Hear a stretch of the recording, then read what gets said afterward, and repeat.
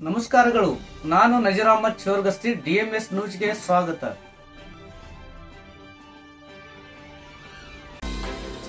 ತಾಳಿಕೋಟೆ ಪಟ್ಟಣದ ಶ್ರೀ ಬಸವೇಶ್ವರ ವೃತ್ತದಲ್ಲಿ 893ನೇ ಬಸವ ಜಯಂತಿ ಅನಾವರಣ ಕಾರ್ಯಕ್ರಮ ಭಕ್ತಿ ಭಾವದಿಂದ ನೆರವೇರಿಸಲಾಯಿತು. ಇದೇ ಸಂದರ್ಭದಲ್ಲಿ ದಿನಾಂಕ 20/4/2026 ಸೋಮವಾರ ಮುಂಜಾನೆ 7:30ಕ್ಕೆ ರಾಜವಾಡೆಯಿಂದ ಶ್ರೀ ಬಸವೇಶ್ವರರ ಭಾವಚಿತ್ರದ ಭವ್ಯ ಮೆರವಣಿಗೆ ವಿಜೃಂಭಣೆಯಿಂದ ಆಚರಿಸಲಾಯಿತು.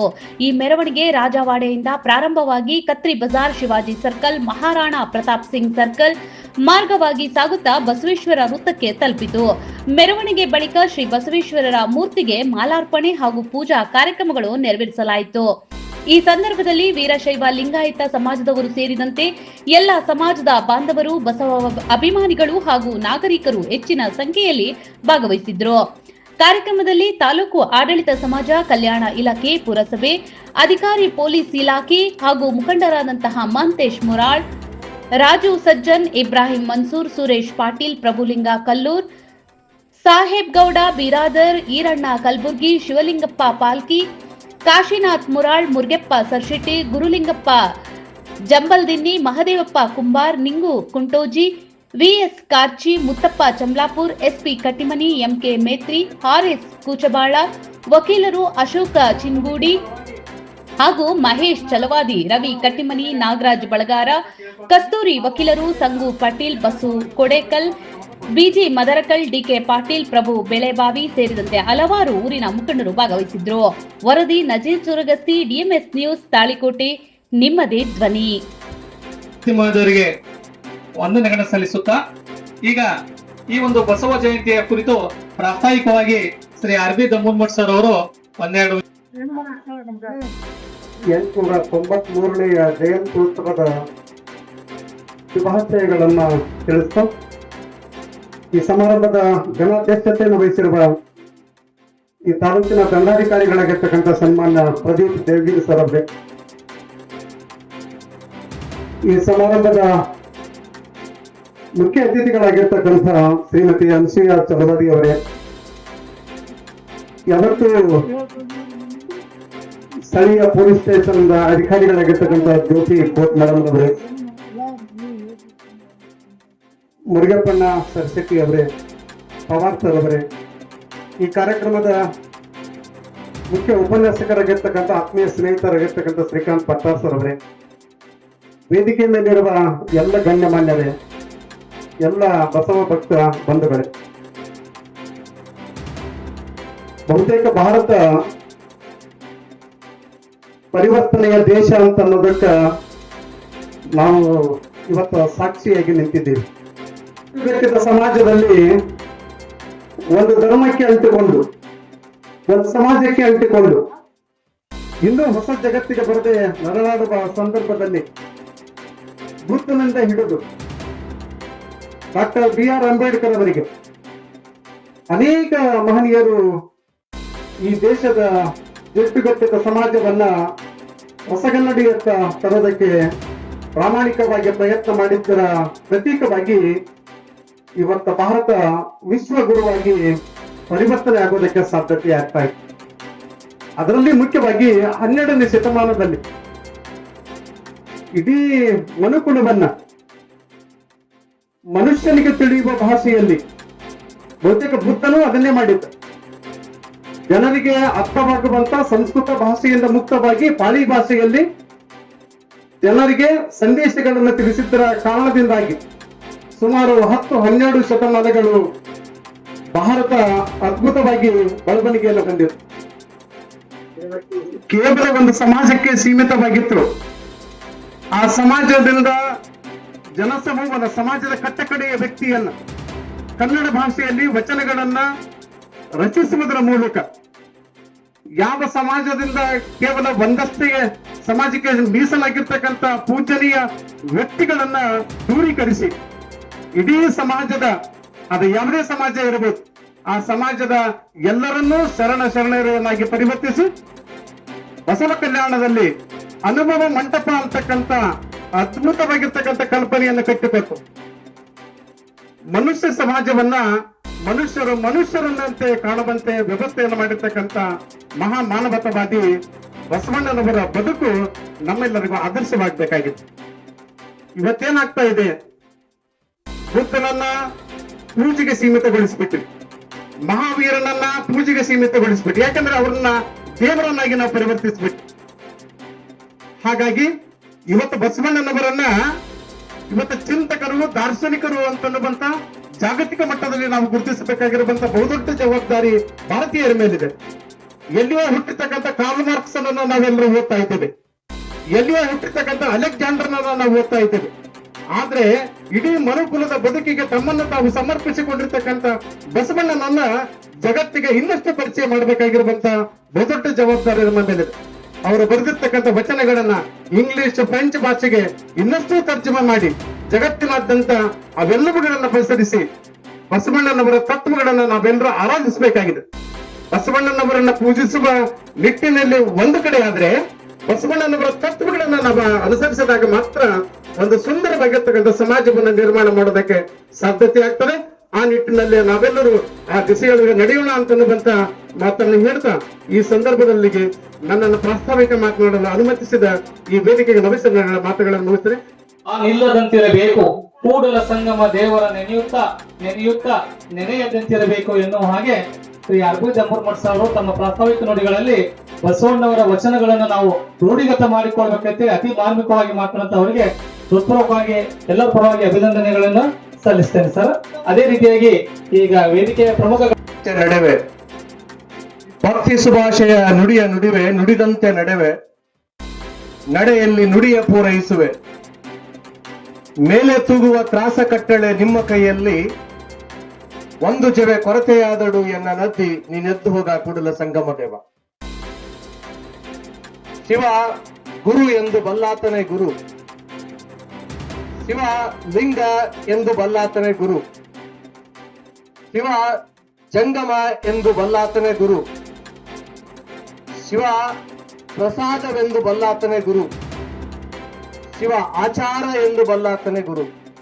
ಇಂತಿ ಪಂಚವಿಧವೇ ಪಂಚಬ್ರಹ್ಮವೆಂದರಿದ ಮಹಾಮಹಿಮ ಸಂಗನ ಬಸವಣ್ಣ ಎನಗೆಯು ಗುರು, ನಿನಗೆಯು ಗುರು, ಸಕಲ ಜಗವೆಲ್ಲಕೆಯು ಗುರು ಕಾಣ ಗುಹೇಶ್ವರ. ತಾಳಿಕೋಟೆ ತಾಲೂಕಾ ಆಡಳಿತದ ವತಿಯಿಂದ ತಾಲೂಕಾ ಪಂಚಾಯಿತಿ, ಪುರಸಭೆ ಹಾಗೂ ಶ್ರೀ ಬಸವೇಶ್ವರ ಉತ್ಸವ ಸಮಿತಿಯ ಸಂಯುಕ್ತ ಆಶ್ರಯದಲ್ಲಿ ಹಮ್ಮಿಕೊಂಡಿರುವಂತಹ ಬಸವ ಜಯಂತಿ ಉತ್ಸವ ಸಮಾರಂಭದಲ್ಲಿ ವೇದಿಕೆಯ ಮೇಲೆ ಅಧ್ಯಕ್ಷತೆಯನ್ನು ವಹಿಸಿರುವ ಆದರಣೀಯ ತಾಲೂಕಾ ದಂಡಾಧಿಕಾರಿಗಳಾಗಿರುವ ಶ್ರೀ ಪ್ರದೀಪ್ ದೇವಗಿರಿ ಅವರೇ, ಹಾಗೆ ತಾಳಿಕೋಟೆಯ PSI ಆಗಿರುವಂತಹ ಸಹೋದರಿ ಜ್ಯೋತಿ ಕೋತ್ ಮೇಡಮ್ ರವರೇ, ಹಾಗೂ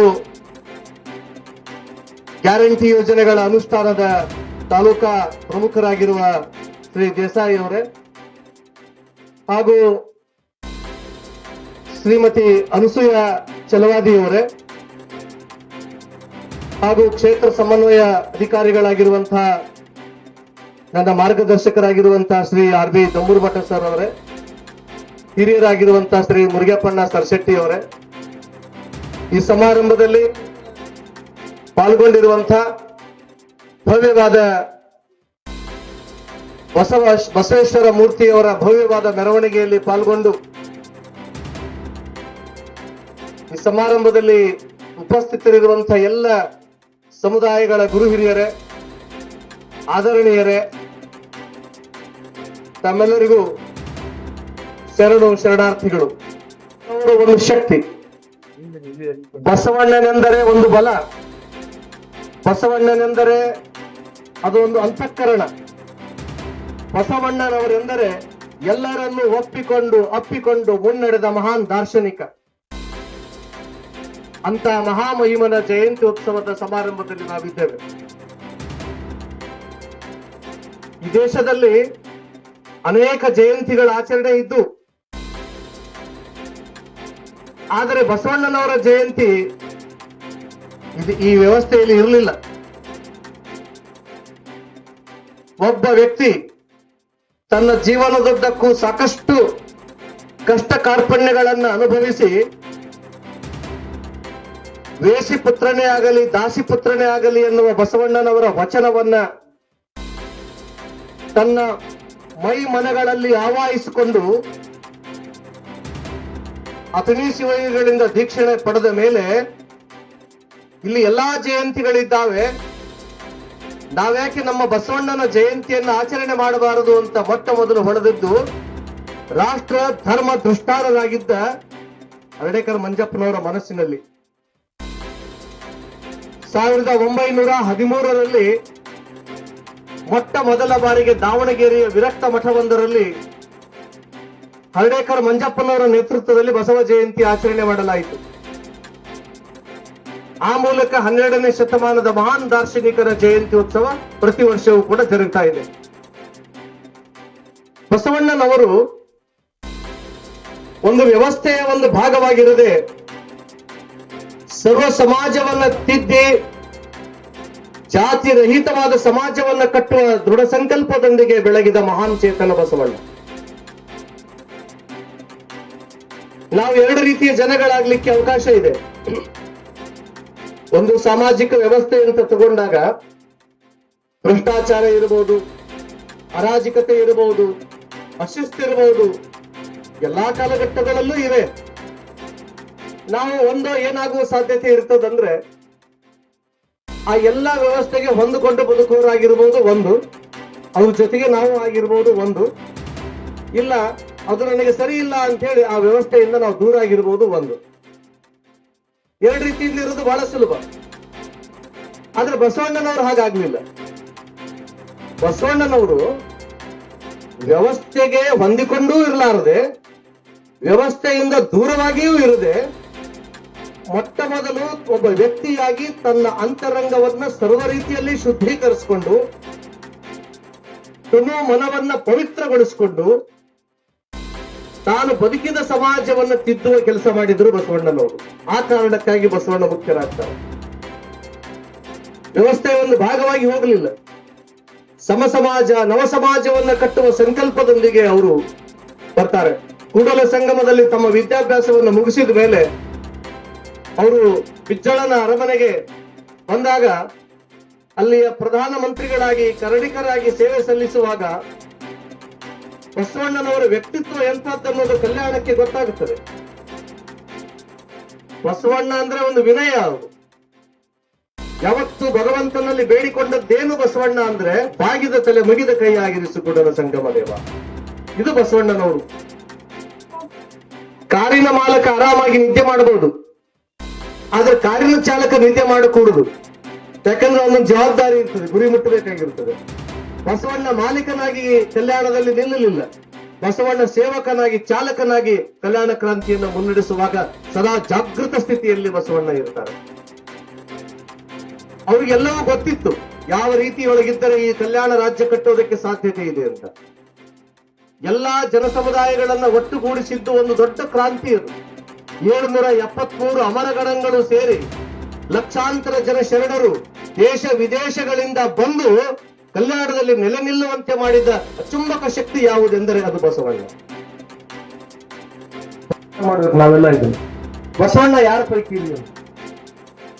ಸರಿಗೆ ಹುಡುಗ ಶಾಲೆಯಲ್ಲಿ ಕೇಳ್ತಾನೆ, ಬಸವಣ್ಣ ಯಾರ ಪೈಕಿ? ಆ ಮಟ್ಟಕ್ಕೆ ಬಂದಿದೆ ಇವತ್ತು. ನಾವೆಲ್ಲ ರಾಷ್ಟ್ರ ನಾಯಕರನ್ನ ಜಾತಿಯ ನೆಲೆಗಟ್ಟಿನಲ್ಲಿ ಹಿಡಿದಿಡುವಂತಹ ಸಂಕುಚಿತ ಮನೋಭಾವಕ್ಕೆ ಬಂದಿದ್ದೇವೆ. ಶಿಕ್ಷಕ ಹೇಳ್ತಾರೆ, ತಮ್ಮ ಬಸವಣ್ಣ ಯಾರ ಪೈಕಿ ಅಂತ. ನಾ ಹೆಂಗ್ ಹೇಳಂದಿ? ಬಸವಣ್ಣ ಮನುಷ್ಯರ ಪೈಕಿ ಅಂತ ಅವ್ರು ಉತ್ತರ ಕೊಡ್ತಾರೆ. ಜಾತಿ ಸಂಕಲೆಗಳನ್ನ ಹರಿದು ಹಾಕಿದವರನ್ನ ಜಾತಿಯ ನೆಲೆಗಟ್ಟಿನಲ್ಲಿ ಪೂಜಿಸುವ ಅಗತ್ಯವಿಲ್ಲ. ಅವರನ್ನ ಕೇವಲ ಸಾಂದರ್ಭಿಕ ಜಯಂತಿಗಳಿಗೆ ಅವರು ಸೀಮಿತರಾಗಿಲ್ಲ.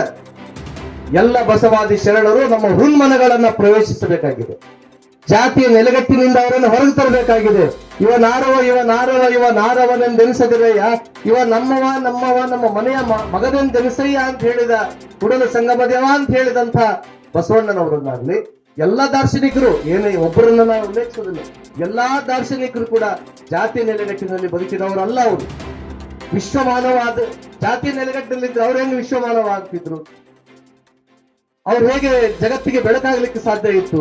ದಯವಿಟ್ಟು ನಾವೆಲ್ಲರೂ ಇದನ್ನು ಗಂಭೀರವಾಗಿ ಅರ್ಥ ಮಾಡ್ಕೋಬೇಕಾಗಿದೆ. ಅಪ್ಪ ಬಸವಣ್ಣ ಅಂದವರ ಕೈಯಲ್ಲೇ ಬಸವಣ್ಣ ಮುಪ್ಪಾಗುತ್ತಿರುವುದು ಹೆಚ್ಚು ನಡೆದಿದೆ ಅನ್ನುವ ಅವಲೋಕನ ನಾವು ಮಾಡಬೇಕಾಗಿದೆ. ಇವತ್ತು ಬಸವಣ್ಣನನ್ನ ಬಿಗಿ ಬಂಧುಗಳಲ್ಲಿ ಹಿಡ್ಕೊಂಡು ಮತ್ತೊಬ್ರು ಯಾರು ಬಸವಣ್ಣನನ್ನ ಸ್ಮರಣೆ ಮಾಡಬಾರದು, ನಾವಷ್ಟೇ ಮಾಡಬೇಕನ್ನುವ ಈ ಸಂಕುಚಿತ ಮನೋಭಾವ ಅವರೇ ಮಾಡಿಲ್ಲದ್ದು. ದಯವಿಟ್ಟು ಇದನ್ನು ಅವಲೋಕನ ಮಾಡೋಣ. ಬಸವಣ್ಣ ಅದು ನಮ್ಮ ದೈವ, ಬಸವಣ್ಣ ಅದು ನಮ್ಮ ಆರಾಧನೆ, ಬಸವಣ್ಣ ನಮ್ಮ ಅಂತರಂಗದ ಆಧ್ಯಾತ್ಮಿಕ ಎಂದೆಂದಿಗೂ ಬತ್ತಲಾರದ, ಎಂದೆಂದಿಗೂ ಶಾಂತವಾಗಲಾರದ, ಎಂದೆಂದಿಗೂ ನಂದಲಾರದ ಅಮರ ಜ್ಯೋತಿ ಬಸವಣ್ಣ ಎಂಬುದನ್ನ ನಮ್ಮೆಲ್ಲ ಹೃದಯಗಳಲ್ಲಿ ನಾವು ಅರ್ಥ ಮಾಡ್ಕೋಬೇಕು. ಬಸವಣ್ಣ ಅಂದ್ರೆ ತಾಯಿ, ಅಂತಃಕರಣ ಇದೆ ರೀ, ವಿನಯ ತುಂಬಿದ ಭಾಷೆ. ಎಂತ ಚಂದ ಹೇಳ್ತಾರೆ ಬಸವಣ್ಣ. ನಮ್ದು ಬದುಕು ನಾವು ಅವಲೋಕನ ಮಾಡ್ಕೊಂಡಾಗ ಒಂದ್ ಮಾತು ಹೇಳಿ ಮುಗಿಸ್ಬಿಡ್ತೀನಿ. ಬದುಕು ಅವಲೋಕನ ಮಾಡ್ಕೋಬೇಕಲ್ಲ ನಾವು. ಬದುಕು ಅವಲೋಕನ ಮಾಡ್ಬೇಕಂದ್ರೆ ನಾ ಹೆಂಗ್ ದುಡಿತೀನಿ ಅನ್ನೋದು ಒಂದು ಬರ್ತದೆ, ನಾ ಹೆಂಗ್ ಆರೋಗ್ಯವಾಗಿರ್ತೀನಿ ಅನ್ನೋದು ಬರ್ತದೆ, ನಮ್ಮ ಮಾತು ಹೆಂಗಿರ್ತಾವ. ಈ ಮೂರನ್ನು ಸಾಧಿಸ್ಬಿಟ್ರು ಅವರು. ಹೆಂಗ್ ಬದುಕಬೇಕು? ನ್ಯಾಯ ನೀತಿ ಮಾರ್ಗದಿಂದ ದುಡಿದು ಬದುಕು, ಹಂಚ್ಕೊಂಡು ತಿನ್ನು, ಮಾತು ಹೆಂಗಿರ್ಬೇಕು ಬಸವಣ್ಣ ಹೇಳ್ತಾರೆ. ಕಂಡ ಭಕ್ತರಿಗೆ ಕೈ ಮುಗಿವಾತನೇ ಭಕ್ತ, ಮೃದು ವಚನವೇ ಸಕಲ ಜಪಂಗಳಯ್ಯ, ಮೃದು ವಚನವೇ ಸಕಲ ತಪಂಗಳಯ್ಯ, ಸದು ವಿನಯವೇ ಸದಾಶಿವನ ಒಲುಮೆಯ, ಕೂಡಲ ಸಂಗಯ್ಯ ನಂತಲ್ಲದೊಲ್ಲನಯ್ಯ. ಮೃದು ವಚನಗಳನ್ನ ಸಕಲ ಜಪಗಳಿಗೆ ಏರಿಸಿದವರು ಬಸವಣ್ಣರು. ಪ್ರೀತಿ ತುಂಬಿದ ಮಾತುಗಳನ್ನ ಜಗತ್ತಿಗೆ ಸಾರಿ ಹೇಳಿದವರು ಬಸವಣ್ಣನವರು. ವಿನಯ ನಿನ್ನದಾದರೆ ವಿಶ್ವವು ನಿನ್ನದಾಗುತ್ತದೆ, ಸಹನ ನಿನ್ನದಾದರೆ ಸಕಲವು ನಿನ್ನದಾಗುತ್ತದೆ ಎಂಬುದನ್ನ ತಮ್ಮ ವಚನಗಳ ಮೂಲಕ ಸಾಧಿಸಿ ತೋರಿಸಿದಂತವರು ಬಸವಾದಿ ಶರಣರಿದ್ದಾರೆ. ಆ ಸಹನೆ, ಆ ವಿನಯ, ನ್ಯಾಯೋಚಿತವಾದ ಬದುಕು, ಅನ್ನ ಸಂಪಾದನೆ, ಎಲ್ಲರನ್ನೂ ನನ್ನವರೆಂದು ಬಗೆದು ಹಂಚಿಕೊಂಡು ತಿನ್ನುವುದರಲ್ಲಿ ನಮ್ಮ ಕುಟುಂಬದ ಸಾರ್ಥಕತೆಯೂ ಇದೆ, ನಮ್ಮ ದೇಶದ ಸಾರ್ಥಕತೆ ಇದೆ, ಮನುಕುಲದ ಸಾರ್ಥಕತೆಯೂ ಇದೆ ಎನ್ನುವ ಸಂಗತಿಗಳನ್ನು ತಿಳ್ಕೊಂಡು ಕೂಡಿಕೊಂಬ ನಮ್ಮ ಕೂಡಲ ಸಂಗಮ ದೇವ ಎನ್ನುವ ಹಾಗೆ ಈ ಬಸವಣ್ಣವರ ಜಯಂತಿಗೆ ತಮ್ಮ ಸ್ವ ಇಚ್ಛೆಯಿಂದ ದಾನ ಮಾಡಿದಂತ ದಾನಿಗಳಿಗೂ ಇಲ್ಲಿ ಒಂದು ಸನ್ಮಾನ ಕಾರ್ಯಕ್ರಮವನ್ನು ಮಾಡ್ತಾ ಇದ್ದೇವೆ. ಮೊದಲಿಗೆ ಎಲ್ಲ ದಾನಿಗಳಿಗೂ ಬೇಕಾದ ತಾಲೂಕಾ ಆಡಳಿತ ಹಾಗೂ ಬಸವ ಉತ್ಸವ ಸಮಿತಿ ಪರವಾಗಿ ಹೃತ್ಪೂರ್ವಕವಾಗಿ ಅಭಿನಂದನೆಗಳು ಸಿಗ್ತಾ ಅವರಿಗೆ ವೇದಿಕೆಯ ಮೇಲಿರುವಂತಹ ಎಲ್ಲರೂ ಸೇರಿ ಸನ್ಮಾನ ಮಾಡಬೇಕಾಗಿ ಕೇಳ್ಕೊಳ್ತಾ ಇದ್ದೇನೆ. ಶ್ರೀ ಮುರುಗಪ್ಪಣ್ಣ ಸರ್ಶೆಟ್ಟಿ ಎಪಿಎಂಸಿ ಅಸೋಸಿಯೇಷನ್ ಪರವಾಗಿ ಶ್ರೀ ಜಗದೀಶ್ ಬೆಳೆಬಾವಿ, ಶ್ರೀ ಮೈಬೂಬ್ ಚೋರಗಸ್ತಿ ಹಾಗೂ ಶಿವಶಂಕರ್ ಹಿರೇಮಠ್, ಶರಣಗೌಡ ಪಾಟೀಲ್, ಅಮಿತ್ ಸಿಂಗ್ ಮನ್ಗೋಳಿ ಹಾಗೂ ಸಾಹೇಬ್ಗೌಡ ಬಿರಾದಾರಿ ಅವರು ವೇದಿಕೆಗೆ ಬಂದು ಸನ್ಮಾನ ಸ್ವೀಕಾರ ಮಾಡಬೇಕಾಗಿ ಅವರಲ್ಲಿ ಕೇಳ್ಕೊತಾ ಇದ್ದೇನೆ. ತಾಳಿಕೋಟೆಯ ಒಂದು ವಿಶಿಷ್ಟತೆ ಏನಂದ್ರೆ ಸ್ವ ಇಚ್ಛೆಯಿಂದ ಯಾವುದೇ ಜಯಂತಿ ಕಾರ್ಯಕ್ರಮಗಳಿದ್ದರೂ ದಾನಿಗಳಿಗೆ ಬರವಿಲ್ಲ. ಅದಕ್ಕಾಗಿ ಎಲ್ಲಾ ಕಾರ್ಯಕ್ರಮಗಳು ಅದ್ಭುತವಾಗಿ ನಡೀತಾ ಇದ್ದಾವೆ.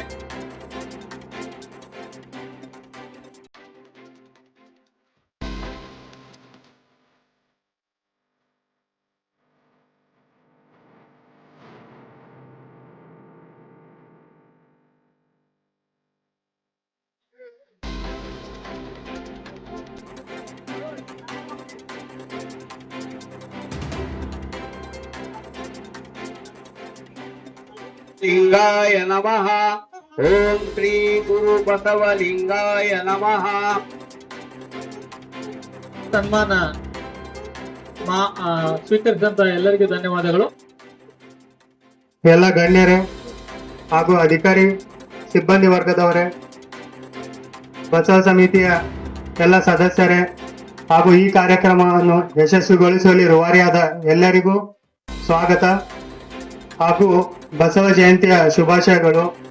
ಇಂದು ನಾವೆಲ್ಲ ವಿಶ್ವಗುರು, ಸಾಂಸ್ಕೃತಿಕ ನಾಯಕ ಹಾಗೂ 12ನೇ ಶತಮಾನದಲ್ಲಿಯೇ ಕ್ರಾಂತಿಕಾರಿಯಾಗಿ ಕ್ರಾಂತಿ ಬೀಜವನ್ನು ಬಿತ್ತಿದ ಮಹಾನ್ ಶ್ರೇಷ್ಠ ವ್ಯಕ್ತಿ ಬಸವಣ್ಣವರ ಜಯಂತಿಯನ್ನು ಆಚರಿಸಲು ಸೇರಿದ್ದೇವೆ. ಪ್ರತಿ ಜಯಂತಿಯಲ್ಲೂ ನಾವು ಅವರನ್ನ ಯಾವುದೇ ಒಂದು ಜಾತಿಗೆ ಸೀಮಿತಗೊಳಿಸ್ತೀವಿ. ಎಲ್ಲ ಸಮಾಜಕ್ಕೂ ಜೀವನ ಮೌಲ್ಯಗಳು ಹಾಗೂ ಜೀವನವನ್ನು ಹೇಗೆ ನಡೆಸಬೇಕು, ಒಬ್ಬ ಮನುಷ್ಯ ವಿಶ್ವ ಮಾನವ ಆಗೋ ನಿಟ್ಟಿನಲ್ಲಿ ಯಾವ ರೀತಿ ಬದುಕಬೇಕು ಅನ್ನೋದರಲ್ಲಿ ಬಸವ ಪಥ ಅನ್ನ ಹಾಕಿಕೊಟ್ಟಿದ್ದ ಶ್ರೇಷ್ಠ ವ್ಯಕ್ತಿ ಬಸವಣ್ಣನವರು. ತಾಳಿಕೋಟೆ ನಾಡಿನ ಜನತೆಗೆ ನನ್ನ ವಿನಂತಿ ಏನಂದ್ರೆ, ನಾವು ಬಸವಣ್ಣನವರು ಹಾಕಿಕೊಟ್ಟಂತ 4 ಮೌಲ್ಯಗಳು, ಕಾಯಕವೇ ಕೈಲಾಸದಿಂದ ಒಬ್ಬ ವ್ಯಕ್ತಿತ್ವ, ಆ ವ್ಯಕ್ತಿಗೆ ಗೌರವವನ್ನು ಕೊಡೋದನ್ನ ಕಲಿತೀವಿ. ಅಷ್ಟೇ ಅಲ್ಲದೆ ಅವರು ಹೇಳಿಕೊಟ್ಟ ಇನ್ನೊಂದು ಮೌಲ್ಯ ಏನೆಂದರೆ ಸಾಮಾಜಿಕ ನ್ಯಾಯ. ಒಬ್ಬ ಕಟ್ಟ ಕಡೆಯ ವ್ಯಕ್ತಿಗೂ ನಾವು ಗೌರವವನ್ನ ಕೊಡಬೇಕು, ಹಾಗೂ ಅವನು ಯಾವುದೇ ಸಮಾಜದಿಂದ ಬರಲಿ ಆ ವ್ಯಕ್ತಿಗೆ ಗೌರವ ಕೊಡೋದನ್ನೇ ಆ ವ್ಯಕ್ತಿ ಸಮಾನತೆಯಿಂದ ಕಾಣಬೇಕು. ಅಷ್ಟೇ ಅಲ್ಲದೆ ಅನುಭವ ಮಂಟಪ ಅನ್ನೋ ಕಾನ್ಸೆಪ್ಟ್ ಇಂದ ಜಾತಿ, ಲಿಂಗಭೇದ, ಇನ್ನಿತರೆ ತಾರತಮ್ಯಗಳನ್ನ ಮಾಡದೆ ಎಲ್ಲರಿಗೂ ಅವಕಾಶಗಳನ್ನ ಕಲ್ಪಿಸಿ ಒಬ್ಬ ವ್ಯಕ್ತಿ ಶ್ರೇಷ್ಠ ಉನ್ನತ ಸ್ಥಾನಕ್ಕೆ ಹೋಗಲು ಅವಕಾಶವನ್ನ 12ನೇ ಶತಮಾನದಲ್ಲಿಯೇ ಬಸವಣ್ಣನವರು ಹಾಕಿಕೊಟ್ಟಿದ್ರು. ಪ್ರಸ್ತುತ ಈ 21ನೇ ಶತಮಾನದಲ್ಲಿ ಬಸವಣ್ಣನವರ ಜಯಂತಿಯನ್ನು ಆಚರಿಸುವ ಜೊತೆಗೆ ನಾವೆಲ್ಲ ಏನು ಬಸವಣ್ಣನವ್ರನ್ನ ಬರೀ ನಮ್ಮ ಭಾರತಕ್ಕೆ ಅಥವಾ ಕರ್ನಾಟಕಕ್ಕೆ ಸೀಮಿತಗೊಳಿಸೋ ಬದಲಿಗೆ ವಿಶ್ವಗುರು ಅಂತ ಏನು ಅವರಿಗೆ ಕರಿತೀವಿ ನಾವು, ವಿಶ್ವಗುರು ಮತ್ತೆ ಸಾಂಸ್ಕೃತಿಕ ನಾಯಕ ಅಂತ. ಸಂಸ್ಕೃತಿ ಅಂದ್ರೇನೆ ವೇ ಆಫ್ ಲೈಫ್ ಅಂತ, ಅಂದ್ರೆ ಜೀವನವನ್ನ ಹೇಗೆ ನಡೆಸ್ಬೇಕಂತ. ನಮ್ಮ ಜೀವನದ ಎಲ್ಲಾ ಚಟುವಟಿಕೆಗಳಲ್ಲೂ ಅಥವಾ ನಾವು ದಿನನಿತ್ಯ ಏನೇನ್ ಮಾಡ್ತೀವಿ ಎಲ್ಲದರಲ್ಲೂ ಬಸವ ತತ್ವಗಳನ್ನ ವಚನ ಮೂಲಕ ಅವರು ನಮ್ಗೆ ಹೇಳ್ಕೊಟ್ಟು ಹೋಗಿದ್ದಾರೆ. ಉದಾಹರಣೆಗೆ ಬರೀ ಕಲಬೇಡ, ಕುಲಬೇಡ, ಹುಸಿಯ ನುಡಿಯಲು ಬೇಡ, ಅನ್ಯರಿಗೆ ಅಸಹ್ಯ ಪಡಬೇಡ, ಈ ಒಂದು ವಚನ ನಾವು ಅನುಕರಿಸಿದ್ರೆ ಸಾಕು, ನಮ್ಮ ಜೀವನ ಉನ್ನತವಾಗಿರುತ್ತೆ. ಅಷ್ಟೇ ಅಲ್ಲ, ಇವನಾರವ ಇವ ನಮ್ಮವ ಅಂತ ಹೇಳಿದ್ರೆ ಮುಗ್ದೋಗ್ಬಿಡುತ್ತೆ. ಅಂದ್ರೆ ಯಾವುದೇ ರೀತಿ ಲಿಂಗಭೇದ ಇರಲ್ಲ, ಜಾತಿ ತಾರತಮ್ಯ ಇರಲ್ಲ, ಎಲ್ರು ನಮ್ಮವರೇ ಅಂತ ನಾವು ಬಾಳಿ ಬದುಕ್ತೀವಿ. ನಮ್ಮ ತಾಳಿಕೋಟೆ ನಾಡಿನ ಜನತೆಗೆ ನಾನ್ ಕೇಳ್ಕೊಳ್ಳೋದಿಷ್ಟೇ, ನಾವೆಲ್ಲರೂ ಕುವೆಂಪು ಅವ್ರು ಹೇಳಿದ ಹಾಗೆ ಹುಟ್ಟಿತ ವಿಶ್ವ ಮಾನವ ಆಗಿರ್ತೀವಿ. ಬೆಳಿತಾ ಏನಾಗ್ಬಿಡ್ತೀವಿ, ಒಂದು ಸಮಾಜಕ್ಕೆ ಸೀಮಿತಗೊಳ್ತೀವಿ ಅಥವಾ ನಮ್ದೇ ಆದಂತ ಯಾವುದೋ ಒಂದು ವರ್ಗಕ್ಕೆ ಸೀಮಿತ ಆಗ್ತೀವಿ. ಆ ರೀತಿ ಆಗ್ಬಾರ್ದು ಅಂದ್ರೆ ನಾವೆಲ್ಲರೂ ಬಸವ ಪಥ, ಮನುಜ ಮತ ವಿಶ್ವ ಪಥ ಅಂತೀವಲ್ವ, ಮನುಜ ಮತ ವಿಶ್ವ ಪಥ ಮತ್ತೆ ಬಸವ ಪಥ ಅಂತ ಅನುಕರಿಸಿ ಬಸವಣ್ಣನವರ ಹಾಕಿಕೊಟ್ಟಂತ ವಚನಗಳ ಮೂಲಕ ಅವರೇ ನಮ್ಗೆ ದಾರಿ ದೀಪವಾಗಿ ಜಗಜ್ಯೋತಿಯಾಗಿ ಉದಾಹರಣೆಯಾಗಿ ನಿಲ್ತಾರೆ. ಸುತ್ತಾ ಒಂದು ಉತ್ತಮ ಜೀವನವನ್ನು ನಡೆಸೋಣ ಅಂತ ಹೇಳಿ ನನ್ನ 2 ಮಾತನ್ನ ಮುಗಿಸರಿಗೆ, ಸದಸ್ಯರಿಗೆ ಹಾಗೂ ಊರಿನ ಎಲ್ಲ ಗಣ್ಯ ವ್ಯಕ್ತಿಗಳಿಗೆ ವಂದನೆಗಳನ್ನು ಸಲ್ಲಿಸ್ತಾ ಇದ್ದೇನೆ. ಅದೇ ರೀತಿ ಈ ಕಾರ್ಯಕ್ರಮದಲ್ಲಿ ಉಪಸ್ಥಿತ ತಾಳಿಕೋಟೆ ತಾಲೂಕಿನ ಎಲ್ಲ ಪತ್ರಕರ್ತ ಬಂಧುಗಳಿಗೂ ಸಹಿತ ತಾಲೂಕಾ ಆಡಳಿತ ಪರವಾಗಿ ಹೃತ್ಪೂರ್ವಕವಾಗಿ ಅಭಿನಂದನೆ ಸಲ್ಲಿಸ್ತಾ ಇದ್ದೇನೆ. ಅದೇ ರೀತಿಯಾಗಿ ಈ ಒಂದು ಕಾರ್ಯಕ್ರಮಕ್ಕೆ ದಾನಿಗಳಿಗೂ ಸಹಿತ ಅಭಿನಂದನೆ ಸಲ್ಲಿಸ್ತಾ ಇದ್ದೇನೆ. ಕಾರ್ಯಕ್ರಮಕ್ಕೆ ಪರೋಕ್ಷವಾಗಿ ಪ್ರತ್ಯಕ್ಷವಾಗಿ ಸಹಕಾರ ನೀಡುವಂತ ಎಲ್ಲರಿಗೂ ವಂದನೆಗಳನ್ನು ಸಲ್ಲಿಸುತ್ತಾ ಈ ಕಾರ್ಯಕ್ರಮವನ್ನು ಇಲ್ಲೇ ಜಗಜ್ಯೋತಿ ಬಸವಣ್ಣನವರಿಗೆ